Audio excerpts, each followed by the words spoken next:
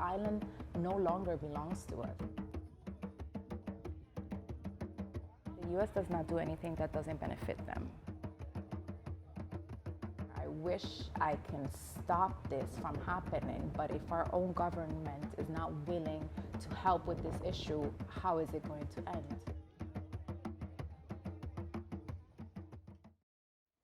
One memory for me in Puerto Rico was going to the beach every Sunday with my family, and we would meet up with other family members at the beach. I would 100% have stayed home had I been able to accomplish what I could here in the UK. I never wanted to leave home. That was never really something I looked forward to. It wasn't something that I wanted to do. I had to do it because if I wanted to provide the life that I wanted for myself, I needed to do it somewhere where I was guaranteed that I'd be able to thrive. Every Saturday when I clean, I always have Spanish, Puerto Rican music playing. So that's the one thing that keeps me close to home. When I describe Puerto Rico to people, I just ensure to tell them that we're very joyful people. I think that's one of the biggest characteristics of Puerto Rican people, and it's our joy and our spirit. But aside from that, I always ensure to let them know the struggles that Puerto Ricans have. We are under what is called the ELA, and in English what that would translate to is to free state associated. But in reality, we're not a state, we're not free, and we're not associated. We are a colony.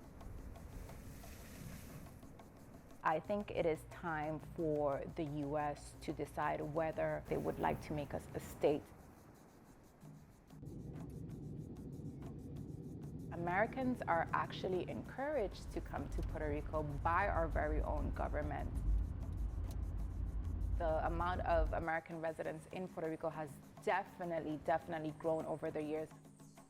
This is now causing for a rental crisis to happen on the island, and locals are not even able to rent properties within their home, within their islands.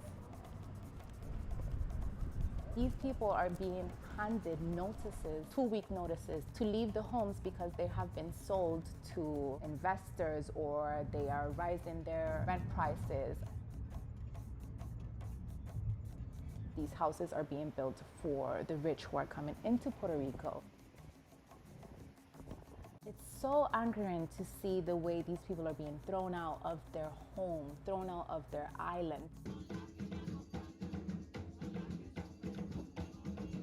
So when I was in high school, my school was located on a lot. It was a very desirable lot because of its location. And we had some investors try to buy our school from the Department of Education. During that time, we had an American director of education in Puerto Rico. And funny enough, a few years after that, she was arrested by the FBI due to corruption.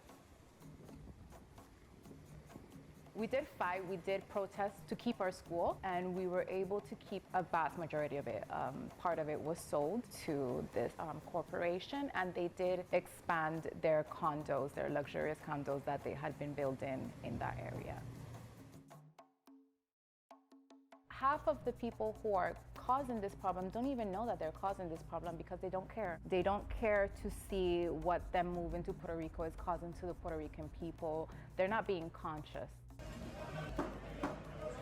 The government in Puerto Rico is going to prioritize people who are going to come and, invest money in Puerto Rico rather than the people who are literally immigrating to Puerto Rico for a better life and to try and find jobs and sustain themselves. Puerto Rico is not your golden egg. Puerto Rico is not your playground. Puerto Rico has Puerto Rican people living on it, and you are displacing them because you are choosing to seek out your own benefits above the other benefits of other people. Yes, Puerto Rico is very beautiful. It has all of these beaches. We are wonderful people. We love to have a good time, but this is the reality.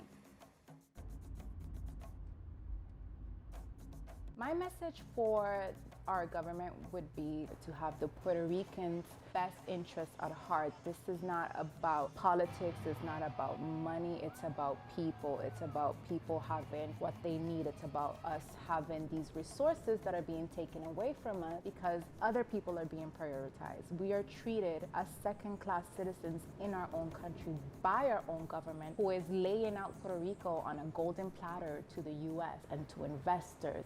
So I would like to tell them that it is time that we put the Puerto Rican people first, and that Puerto Rico's best interests should always, always be the first topic.